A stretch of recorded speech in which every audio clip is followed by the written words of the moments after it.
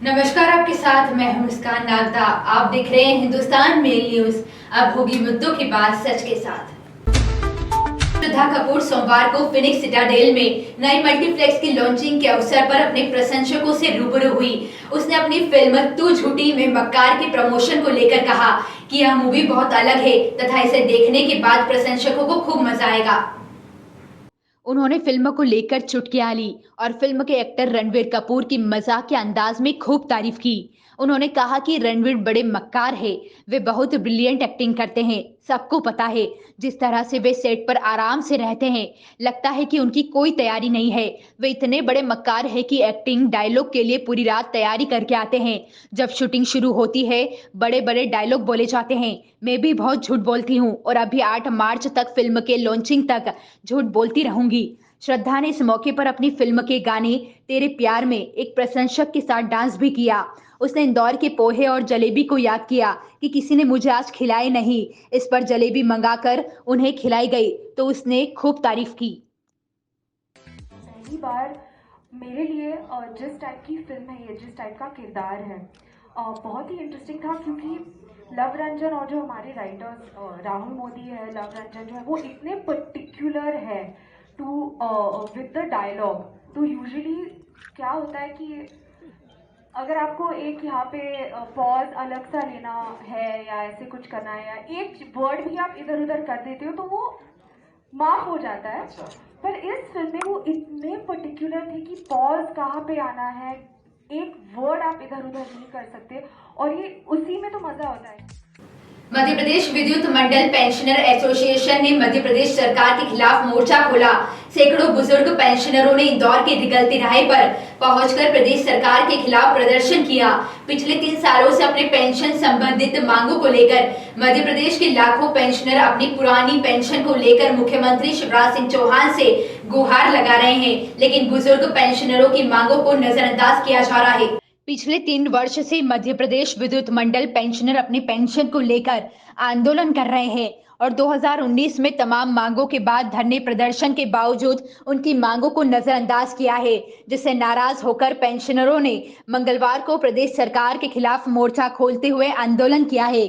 विद्युत मंडल pensioner association पदाधिकारी लक्ष्मण सिंह चौहान ने कहा कि बुजुर्ग पेंशन और कई बीमारियों से पीड़ित है, उसके बावजूद प्रदेश सरकार ने उन्हें आयुष्मान योजना से बाहर रखा है, जिस पर मुख्यमंत्री शिवराज सिंह चौहान पर दोहरी नीति अपनाने का आरोप लगाते हुए इसे जल्द सुधार करने की मांग की है। आगे आंदोलन को तेज करने की भी पेंशनर ने चेतावनी दी है।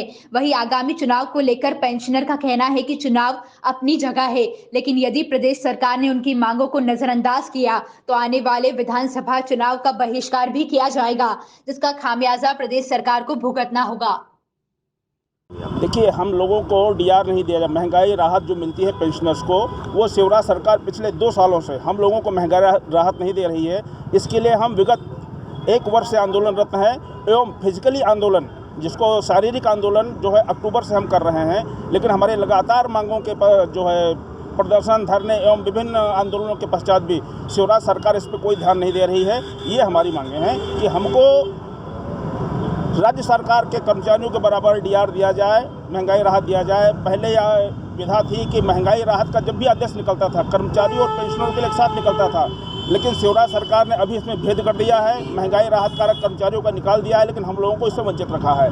आज की इस महंगाई में, कमरतोड़ महंगाई में आज जीवन यापन करना हम लोगों को मुश्किल हो गया है, इसलिए हम लोग सड़क पे आए हुए हैं सभी लोग। कितने पेंशनधारी है? 5.5 लाख पेंशनधारी पूरे मध्य प्रदेश में जो है, और ये सभी महंगाई राहत से वंचित है। आज आपका नाम? लक्ष्मण सिंह चौहान। जुलाई 2019 से लेकर के हम परेशान हैं, क्योंकि जुलाई 2019 का कमलनाथ सरकार ने 5% डिक्लेयर करा था, जो शिवराज सरकार ने जाकर के कैंसिल करते, वो किसी को नहीं मिला। मतलब पूरा कोरोना काल हमारा 12% महंगाई राहत में निकला। उसके पश्चात केंद्र सरकार के अनुसार, उसके पश्चात केंद्र सरकार के पेंशनरों की भांति हमें महंगाई राहत नहीं दी गई और आज तक हम परेशान हो रहे हैं। अभी भी 9% पीछे हो जाएंगे हम, क्योंकि 33% मिल रहा है और सरकार क्या बदमाशी करती है, 4% बढ़ता है तो 3% देती है। जैसे 34% बढ़ना था तो 33% दिया। मतलब क्या है आखिर, ये समझ नहीं आ रहा कि इस प्रकार की सरकार वृद्ध पेंशनरों के साथ इस प्रकार का व्यवहार क्यों कर रही है। इसके साथ ही 32 महीने का एरिया था। शिवराज सरकार ने गजट नोटिफिकेशन करा 10/9/2008 को कि हम नगद देंगे। उनको वोट लेना था उस टाइम पे, तो वोट के कारण उनने हमको आश्वासन दे दिया, आर्डर निकाल दिया, गजट नोटिफिकेशन कर दिया, उसके बाद भी नहीं दे रहे, आज तक नहीं दिया 32 महीने का एरिया। 27 महीने के मामले में 17 मई को भोपाल में पेंशनर प्रतिनिधियों की बैठक हुई। उसमें मैंने खुद में प्रश्न पूछा था कि साहब ये 27 महीने का आप कब से दे रहे हो? तो उन्होंने कहा कि 1 अप्रैल से हम देंगे, 1 अप्रैल 2017। तो मैंने कहा एरियर का क्या होगा, लेकिन हम विचार करेंगे और देंगे। तो इस प्रकार के हमारे साथ तो विश्वासघात क्यों कर रही सरकार? हम वृद्ध पेंशनर, आज मेरी उम्र 81 साल की हो रही। बहुत सारे हमारे पेंशनर साथी ऐसे हैं जो केवल पेंशन के ऊपर जिंदे हैं। पहली तारीख को जाकर के काउंटर पर पूछते हैं कि पेंशन आई कि नहीं, वो पैसा निकाल के घर ले जाते हैं। तो इन लोगों के मामले में कोई चिंता नहीं है, सरकार खैरात बांट रही। और एक और आरोप है सरकार का मेरे ऊपर, आज जैसे 1000 रुपये महिलाओं को दे रहे हैं, अकर्मण्यता पैदा हो जाएगी, महिलाएं काम करना बंद कर देगी। तो जो वाजिब जिनको हक देना उनको तो सरकार दे नहीं रही है, और फुटपट में वोट बढ़ाने के लिए मन चाहे निर्णय लेकर के खैरात बांट रही है। इंदौर नगर पालिका निगम ने शास्त्री मार्केट में कार्यवाही करते हुए 9 से अधिक दुकानों को सील कर दिया। दरअसल शास्त्री मार्केट के कई दुकानदारों ने बिना अनुमति के दुकानों के निर्माण में तब्दीली कर ली थी, जिसके बाद मामला कोर्ट तक चला गया था। अब निगम ने ऐसी सभी दुकानों को सील कर दिया जहां नियमों को ताक में रखकर निर्माण बढ़ा लिया गया था। इंदौर नगर पालिका निगम ने सख्ती दिखाते हुए शास्त्री मार्केट की 9 से अधिक दुकानों को सील कर दिया। मामला गलत तरीके से किए गए निर्माण से जुड़ा है। यहां मार्केट के कई दुकानदारों ने बिना किसी अनुमति के निर्माण बना लिए थे। नगर निगम और शास्त्री मार्केट के बीच का विवाद कोर्ट तक गया, जहां से दुकानदारों को निराशा हाथ लगी। इसके बाद इन दुकानदारों को निगम लगातार नोटिस जारी कर रहा था, लेकिन नोटिस के बावजूद दुकानें खाली नहीं करने पर निगम ने अब इन दुकानों को सील कर दिया। आज नगर निगम ने काफ़ी समय से 9 दुकानदारों पर केस चल रहा था, जिन्होंने अधिनियम के विपरीत और नियम के विपरीत इन्होंने दुकान में अवैध तरीके से परिवर्तन किया, जो नियम के विरुद्ध था। इनका एसडीएम सर की तरफ से नोटिस जारी हुआ था इनको कि 15 दिन के अंदर इन्हें दुकान खाली करना थी और नगर निगम को दुकान निरस्त करके अपने अंडर कब्जे में लेना था। चूँकि आज दिनांक तक इन्होंने खाली नहीं की, आज नगर निगम के द्वारा 9 दुकानों को सील किया गया। फिर कितनी दुकानें टोटल इसकी? ऐसी 15 दुकानें हैं, जिनमें से 9 दुकानों के आदेश थे, तो अभी इन 9 दुकानों को सील किया जा चुका है। बाकी और आगे की कार्रवाई जो जिनका बकाया है उन पर भी हम कार्रवाई करेंगे आज, और लगातार ये पूरे हफ्ते निगम मार्केटों में कोर्ट में था मामला? हाँ, ये कोर्ट में मामला था। तो कोर्ट पे डिसीजन कब आया था? ये आया था अपना 2 मार्च 2022 को। प्रधानमंत्री नरेंद्र मोदी ने सोमवार को तुर्की और सीरिया से आए भीषण भूकंप के बाद भारत की ओर से चलाए गए ऑपरेशन दोस्त के तहत गए सेना जवानों से मुलाकात की। ऑपरेशन दोस्त की तारीफ करते हुए उन्होंने कहा कि ऑपरेशन दोस्त से जुड़ी पूरी टीम, एनडीआरएफ हो, सेना हो, वायुसेना हो या हमारी दूसरी सेवाओं के साथी हो, सभी ने बेहतरीन काम किया है। देश को आप पर गर्व है। हमारी संस्कृति ने हमें वसुदेव कुटुंबकम की सीख दी है। हम पूरी दुनिया को एक परिवार मानते हैं। जब परिवार का कोई सदस्य मुसीबत में हो तो उसकी मदद करना भारत का कर्तव्य है। हम सभी ने वो तस्वीरें देखी है जहां एक माँ माथे पर चूमकर आपको आशीर्वाद दे रही है।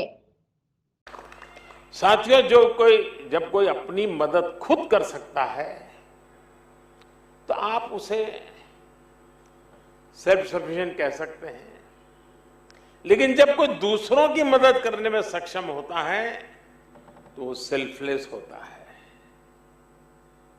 ये बात व्यक्तियों पर ही नहीं बल्कि राष्ट्रों पर भी लागू होती है। इसलिए भारत ने बीते वर्षों में सेल्फ सफिशिएंसी के साथ साथ सेल्फलेसनेस की पहचान को भी सशक्त किया है।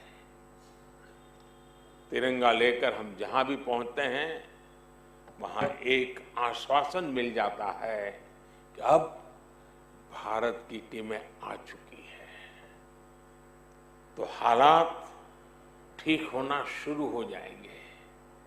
और जो सीरिया का उदाहरण बताया कि जो बक्से में जो ध्वज लगा था, बक्सा उल्टा था तो ऑरेंज कलर नीचे था, केसरिया रंग नीचे था, तो वहां के नागरिक ने उसको ठीक कर करके और गर्व से कहा कि मैं हिंदुस्तान के प्रति आदर। स्वच्छता के मामले में देश में पहले नंबर पर रहने वाले इंदौर ने एक और नया रिकॉर्ड बनाया है। बिजली के खर्च को कम करने के लिए इंदौर ने ग्रीन बॉन्ड जारी कर नया इनोवेशन किया है। भोपाल के कुशाभाऊ ठाकरे कन्वेंशन सेंटर में सीएम शिवराज सिंह चौहान ने घंटा बजाकर इंदौर के ग्रीन बॉन्ड के नेशनल स्टॉक एक्सचेंज में लिस्टिंग की औपचारिक घोषणा की। कार्यक्रम में सीएम शिवराज सिंह चौहान के अलावा बीजेपी प्रदेश अध्यक्ष वीडी शर्मा, इंदौर के सांसद शंकर लालवानी, मेयर पुष्यमित्र भार्गव, नगरीय प्रशासन विभाग के पीएस नीरज मंडलोई, ऊर्जा विभाग के पीएस संजय दुबे के अलावा नेशनल स्टॉक एक्सचेंज के चेयरमैन आशीष, एसबीआई और एके कैपिटल के अधिकारी मौजूद रहे। इंदौर के मेयर पुष्यमित्र भार्गव ने कहा, ग्रीन एनर्जी के कॉन्सेप्ट करने के नजरिए से जहां से नर्मदा का पानी इंदौर लाया जाता है, वहां मोटर पंपिंग स्टेशन पर बिजली के बिल को कम करने के लिए 60 मेगावाट का सोलर प्लांट खरगोन में लगाया गया। इस खर्च के लिए हम खुद के बॉन्ड जारी करेंगे। इंदौर लीक से हटके सोचता है और लीक से हटके करता है। उन्होंने ग्रीन बॉन्ड जारी किए। अपने पेयजल की सप्लाई के लिए जो बिजली लगती थी परंपरागत ऊर्जा से, उससे पर्यावरण पर भी विपरीत प्रभाव पड़ता था और इंदौर नगर निगम पर बोझ भी आता था आर्थिक। उन्होंने सोलर पावर प्लांट के लिए जो जलूद में बनेगा, ज़मीन मिल गई लेकिन नगर निगम को अपना लगाना है। ऐसे ही खास खबरों के लिए हमारे साथ बने रहिए। हिंदुस्तान मेल न्यूज पर हमारे चैनल को सब्सक्राइब जरूर करिएगा।